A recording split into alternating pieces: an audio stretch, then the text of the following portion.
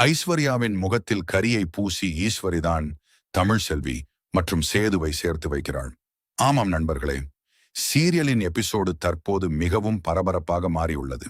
இதில் நீங்கள் அனைவரும் பார்க்கப் போவது என்னவென்றால், ஐஸ்வர்யா சேதுவை தமிழ் செல்வியின் பிறந்த நாளுக்கு செல்ல விடாமல் தடுத்து, நீங்கள் அங்கு செல்லக்கூடாது என்று கூறுகிறாள். ஆனால் நண்பர்களே, தமிழ் செல்வியின் மனதில் ஒரு ஆசை இருக்கிறது. தனது பிறந்த நாளில் தனது 2 குழந்தைகளும் தன்னுடன் இருக்க வேண்டும் என்று அவள் விரும்புகிறாள். ஆனால் நண்பர்களே, ஈஸ்வரிக்கு இந்த விஷயம் பிடிக்கவில்லை. அதனால் அவள் வலுக்கட்டாயமாக சேதுவை தமிழ் செல்வியிடம் அழைத்து வந்து அவளுடைய வீட்டிற்குள் அனுப்பி வைக்கிறாள். அதன் பிறகு நண்பர்களே, தமிழ் செல்வி, சேது 2 குழந்தைகள் மற்றும் முழு குடும்பமும் சேர்ந்து தமிழ் செல்வியின் பிறந்த நாளை கொண்டாடுகிறார்கள். இதை பார்த்து ஐஸ்வர்யா மிகவும் பொறாமைப்படுகிறாள். ஆனால் நண்பர்களே, அவளால் எதுவும் செய்ய முடியவில்லை. ஆனால் வரும் எபிசோடில் நீங்கள் அனைவரும் பார்க்க போவது என்னவென்றால், இனி சேது தமிழ் செல்வியுடன் நிரந்தரமாக இருக்கப் போகிறார். மேலும் ஐஸ்வர்யாவுக்கு ஒரு பெரிய அதிர்ச்சி காத்திருக்கிறது. ஆகையால் அடுத்து நடக்கப் போகும் கதையை தெரிந்து கொள்வோம். ஈஸ்வரி மற்றும் ஐஸ்வர்யாவுக்கு எதிராக ஒரு பெரிய திருப்பம் உருவாகப் போகிறது. தமிழ் செல்வியின் வாழ்க்கையில் மீண்டும் ஒரு புதிய நம்பிக்கை பிறக்கிறது. சேது வீட்டுக்குள் நடக்கும் இந்த சம்பவங்கள் அனைவரையும் அதிர்ச்சியில் ஆழ்த்தும் வகையில் இருக்கிறது. தமிழ் செல்வியை அவளுடைய குழந்தை அழகரிடமிருந்து பிரித்து வைத்திருந்த நிலையில் தற்போது அவள் தன் குழந்தையை பார்க்க வேண்டும் என்ற ஆசையுடன் போராடி வருகிறாள். அன்று தமிழ் செல்வியின் பிறந்த நாள். ஆனால் சந்தோஷமாக இருக்க வேண்டிய அந்த நாளில் அவள் தனியாக அமர்ந்து கண்ணீர் விட்டு அழுது கொண்டிருக்கிறாள். இதை பார்த்ததன மிகவும் கவலைப்படுகிறாள். அக்கா, இன்று உன்னுடைய பிறந்த நாள். இந்த நல்ல நாளில் ஏன் இப்படி அழுது கொண்டிருக்கிறாய்? உனக்கு என்ன ஆனது என்று எனக்கு புரியவில்லை. இரு, நான் சென்று அம்மாச்சியை அழைத்து வருகிறேன் என்று கூறிவிட்டு தனு வேகமாக வெளியே செல்கிறாள். அங்கு இருந்த அம்மாச்சியிடம் தமிழ் செல்வியின் நிலையை கூறி வீட்டிற்குள் அழைத்து வருகிறாள். உள்ளே வந்த அம்மாச்சி தமிழ் செல்வியை பார்த்து, என்னடி தமிழ், இன்று உன்னுடைய பிறந்த நாள், இப்படி அழுது கொண்டிருக்கிறாயே, என்ன பிரச்சனை என்று கேட்கிறார். அதற்கு தமிழ் செல்வி கண்ணீருடன், நான் என்ன தவறு செய்தேன் என்று எனக்கே தெரியவில்லை. நான் 2 குழந்தைகளை பெற்றேன். ஆனால் இன்று என் குழந்தைகளில் ஒருவன் மட்டும் என்னுடன் இருக்கிறான். என்னுடைய அழகரை ஒரு முறை பார்த்துவிட வேண்டும் என்று என் மனம் ஏங்குகிறது. ஆனால் அது எப்போது நடக்கும் என்று தெரியவில்லை. இந்த வாழ்க்கையில் நான் ஏன் பிறந்தேன் என்று கூட சில நேரங்களில் தோன்றுகிறது என்று கூறி அழுகிறாள். தமிழ் செல்வியின் வேதனையை பார்த்த அம்மாச்சிக்கு மனம் உருகுகிறது. உடனே ஒரு முடிவு எடுக்கிறார். இதுதான் சரியான நேரம். எப்படியாவது தமிழ் செல்வியை அழைத்து கொண்டு சென்று சேதுவின் முன் நிறுத்த வேண்டும். அவளுக்கும் அவள் குழந்தைக்கும் இருக்கும் உரிமையை யாராலும் மறுக்க முடியாது என்று மனதில் திட்டம் போடுகிறார். அம்மாச்சி தமிழ் செல்வியிடம், தமிழ், அழகர் உன்னுடைய குழந்தை. அந்த குழந்தையை பார்க்க உனக்கு முழு உரிமை இருக்கிறது. நீ பயப்படாதே. முதலில் மீனாட்சியை எடுத்துக் கொண்டு வா, நாம் போகலாம் என்று கூறுகிறார். அதற்கு தமிழ் செல்வி தயக்கத்துடன், அம்மாச்சி, அவர்கள் வாரத்திற்கு ஒரு முறை மட்டுமே குழந்தையை பார்க்க வேண்டும் என்று சொல்லியிருக்கிறார்கள். நான் எப்படி இப்போது போய் குழந்தையை பார்க்க முடியும் என்று கேட்கிறாள். அம்மாச்சி கோபமாக, அது எல்லாம் அவர்கள் போட்ட விதிமுறை. ஆனால் இந்த அம்மாச்சியின் முன்பு அது எதுவும் நடக்காது. ஒரு தாய் தன் குழந்தையை பார்ப்பதை யாராலும் தடுக்க முடியாது என்று கூறி தமிழ் செல்விக்கு தைரியம் கொடுக்கிறார். பின்னர் தமிழ் செல்வி தனது குழந்தையை தூக்கி கொண்டு மீனாட்சியுடன் சேர்ந்து ஒரு ஆட்டோவில் சேது வீட்டிற்கு செல்கிறாள். இதற்கிடையில் சேது அறையில் இருக்கும்போது ஈஸ்வரி கோபமாக வந்து பேசுகிறாள். சேது, நான் உன்னிடம் எத்தனை முறை சொன்னேன்? இன்று ஐஸ்வர்யாவின் பிறந்த நாள். அவளுக்காக வாங்கிய புடவை, நகை, பரிசு எல்லாம் கொடுத்து அவளை சந்தோஷப்படுத்த வேண்டும் என்று சொன்னேன். அந்த பாவம் குழந்தை என்னிடம் அழுது கொண்டே இருந்தது. நீங்களும் அவளும் ஆசைப்பட்டுதானே திருமணம் செய்து கொண்டீர்கள். இப்போது அவளுடைய மனதை ஏன் கஷ்டப்படுத்துகிறாய் என்று கேட்கிறாள். சேது அமைதியாக, சின்னம்மா, அப்படியெல்லாம் இல்லை. குழந்தையை பார்த்து கொண்டிருந்ததால் தான் தூங்கிவிட்டேன். அதனால் அவளிடம் பேச முடியவில்லை. என்னை மன்னித்து விடுங்கள். இன்று முழுவதும் நேரம் இருக்கிறது. ஐஸ்வர்யாவின் பிறந்த நாளை மறக்க முடியாத நாளாக மாற்றுகிறேன் என்று கூறுகிறான்.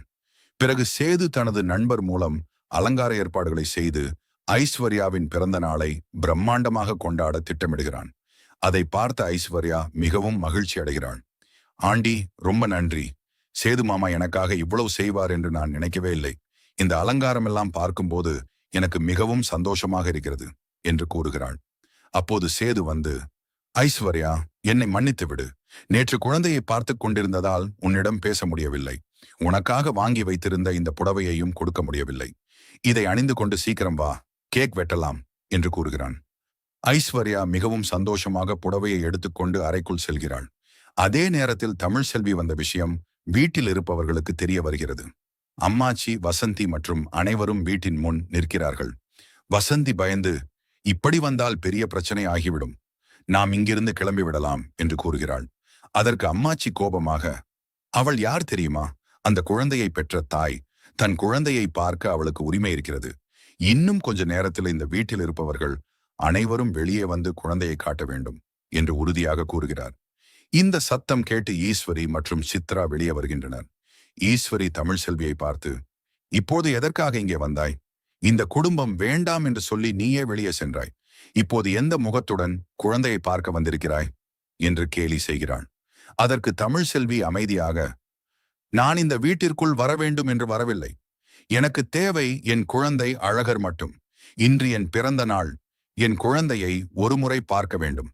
அதற்காகத்தான் வந்திருக்கிறேன் என்று கூறுகிறாள். அப்போது சேது வெளியே வருகிறான். அவனுடன் ராஜாங்கமும் வருகிறார். அம்மாச்சி சேதுவிடம், சேது, குழந்தையை பெற்ற தாய் வந்திருக்கிறாள். இன்று அவளுடைய பிறந்த நாள். அழகரை தூக்கி கொண்டு வந்து அவளிடம் காட்டு என்று கூறுகிறார். ஆனால் ஈஸ்வரி அதை எதிர்த்து, இப்படி ஒவ்வொரு நாளும் வந்து குழந்தையை பார்க்க வேண்டும் என்று பிரச்சனை செய்வாள். இதற்கு இப்போது அனுமதி கொடுக்கக்கூடாது என்று கூறுகிறாள். அப்போது சாவித்திரி, ஈஸ்வரி, ஒரு தாய் தன் குழந்தையை பார்க்க வேண்டும் என்று கேட்பதில் என்ன தவறு இருக்கிறது? 10 மாதம் சுமந்து பெற்றவள் அவள். அவளுடைய மனநிலையை புரிந்து கொள்ள வேண்டும் என்று தமிழ்செல்விக்கு ஆதரவாக பேசுகிறார். அனைவரும் வாக்குவாதத்தில் ஈடுபடும் நேரத்திலே திடீரென மலர் குழந்தையை தூக்கி கொண்டு பதற்றமாக வெளியே வருகிறாள். மாமா, குழந்தைக்கு என்னவோ ஆகிவிட்டது. தூங்கிக் கொண்டிருந்த குழந்தையின் வாயிலிருந்து பால் நுரை போல வருகிறது. உடனே மருத்துவமனைக்கு அழைத்துச் செல்ல வேண்டும் என்று கூறுகிறாள். இதை கேட்ட சேது அதிர்ச்சியடைந்து உடனே காரை எடுக்கிறான். தமிழ்செல்வி கண்ணீர் விட்டு அழுது, என் குழந்தைக்கு என்ன ஆனது? ஒரு குழந்தையை கூட சரியாக பார்த்து கொள்ள முடியாதா? என்னிடம் குழந்தையையும் கொடுக்க மாட்டீர்கள். இப்போது என்னுடைய குழந்தைக்கு இப்படி ஆகிவிட்டதே என்று கதறுகிறாள். மருத்துவமனையில் மருத்துவர் குழந்தையை பரிசோதித்து சேதுவிடம், நான் ஏற்கனவே சொன்னேன், குழந்தைக்கு தாய்ப்பால் மட்டுமே கொடுக்க வேண்டும் என்று. ஆனால் நீங்கள் ஏன் பால் பவுடர் கொடுத்தீர்கள்? அது குழந்தைக்கு ஒத்துக்கொள்ளாமல் இந்த பிரச்சனை ஏற்பட்டுள்ளது என்று கூறுகிறார். மேலும் மருத்துவர், கணவன் மனைவி இடையே எவ்வளவு பிரச்சனை இருந்தாலும் குழந்தையின் நலன் இருவரின் பொறுப்பு. இனிமேல் குழந்தைக்கு சரியான முறையில் கவனம் செலுத்துங்கள் என்று அறிவுரை கூறுகிறார். இதை கேட்ட அம்மாச்சி கோபமாக, இப்போது புரிகிறதா குழந்தைக்கு தாய் எவ்வளவு முக்கியம் என்று கூறுகிறார். பின்னர் சாவித்திரி ஒரு முக்கியமான முடிவை கூறுகிறார். சேது, அழகருக்கு தாய்ப்பால் தேவைப்படும் வரை தமிழ்செல்வி வீட்டில் குழந்தையை வைத்துக் கொள்வதுதான் சரியானது. இல்லையென்றால் தோட்டத்து வீட்டில் தமிழ்செல்வி தங்கட்டும். குழந்தைக்கு தேவையான நேரத்தில் அவள் பால் கொடுக்கட்டும் என்று கூறுகிறார்.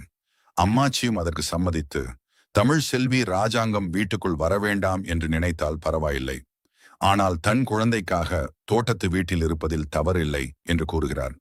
சேது குழந்தையின் நிலையை நினைத்து தமிழ்செல்வியை தோட்டத்து வீட்டிற்கு அழைத்துச் செல்ல முடிவு செய்கிறான். இதையெல்லாம் பார்த்த தாமரை ஆச்சரியப்படுகிறாள். ஆனால் சாவித்திரி மனதில் வேறு ஒரு பெரிய திட்டத்தை போட்டுக் கொண்டிருக்கிறார். இனி நடக்கப் போவது வேறு. ஐஸ்வர்யாவை சேதுவுடன் சேர்த்தது போலவே இப்போது உண்மையை வெளியில் கொண்டு வந்து அனைவருக்கும் பதில் சொல்ல வைப்பேன் என்று சாவித்திரி மனதில் முடிவு செய்கிறார். இனி சேது, தமிழ்செல்வி, ஐஸ்வர்யா மற்றும் ஈஸ்வரியின் வாழ்க்கையில் மிகப்பெரிய திருப்பங்கள் வரப்போகிறது. அடுத்ததாக சேது தமிழ்செல்வியை தோட்டத்து வீட்டிற்கு அழைத்து செல்கிறான். குழந்தை அழகரை பார்த்ததும் தமிழ்செல்வியின் கண்களில் ஆனந்த கண்ணீர் வருகிறது. பல நாட்களுக்கு பிறகு தன் குழந்தையை அருகில் வைத்து பார்த்த சந்தோஷத்தில் அவள் மனம் நெகிழ்ந்து போகிறது. ஆனால் இந்த விஷயம் ஐஸ்வர்யாவுக்கு தெரிய வர அவள் மிகவும் கோபப்படுகிறாள். சேது மாமா, நீங்கள் எடுத்த இந்த முடிவு சரியா? தமிழ்செல்வி மீண்டும் உங்கள் வாழ்க்கைக்குள் வந்தால் என்ன ஆகும் என்று கேட்கிறாள். அதே நேரத்தில் ஈஸ்வரியும் இதை தடுக்க புதிய திட்டம் ஒன்றை தீட்டுகிறாள். தமிழ்செல்வியை மீண்டும் வீட்டை விட்டு அனுப்ப வேண்டும் என்று முடிவு செய்கிறாள். ஆனால் சாவித்திரி தமிழ்செல்விக்கு ஆதரவாக நின்று, உண்மை எப்போதும் ஜெயிக்கும், ஒரு தாயின் உரிமையை யாராலும் பறிக்க முடியாது என்று கூறுகிறார். இதனால் வீட்டில் மீண்டும் பெரிய பிரச்சனை உருவாகிறது. சேது யார் பக்கம் நிற்கப் போகிறார் என்பதே அடுத்த திருப்பமாக அமையப் போகிறது.